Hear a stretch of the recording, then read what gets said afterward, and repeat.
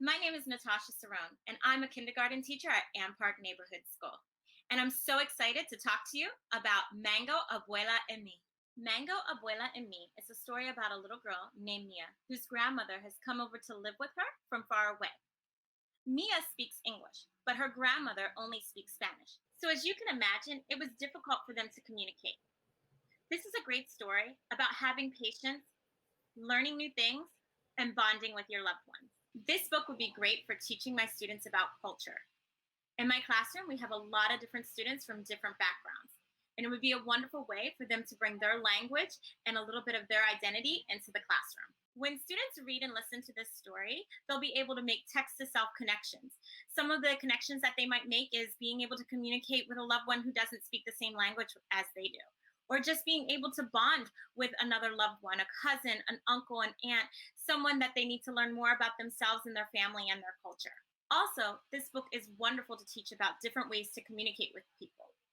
In this story, they have to learn a new language. So the students can explore new languages. They can even explore sign language or just how to communicate non-verbally with other people in the classroom.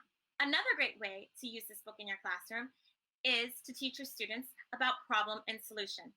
In this story, Mia faces the problem of trying to communicate with her grandmother, and she comes up with a great solution of playing the word card game.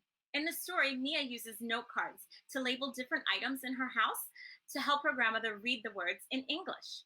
You can try this in the classroom by labeling different items in the classroom to help your students learn how to read. Also, students can label their pictures when they're writing their stories. Sometimes kindergarteners are still learning how to write words, so it's very important that they label their pictures so that teachers can understand what they're trying to tell us in their story. In the past, I've had students interview family members, such as grandparents or aunts and uncles, and also bring in family pictures to share a little bit about their family history. They would share a little bit about their traditions with everyone, and the students really enjoyed that. This is the perfect book to use during Hispanic Heritage Month. It's a wonderful way to teach your students about the Spanish language and culture. But it's not just great during Hispanic Heritage Month. You can use this book all year round. It's a wonderful way to remind your students of the importance of family history and bonding.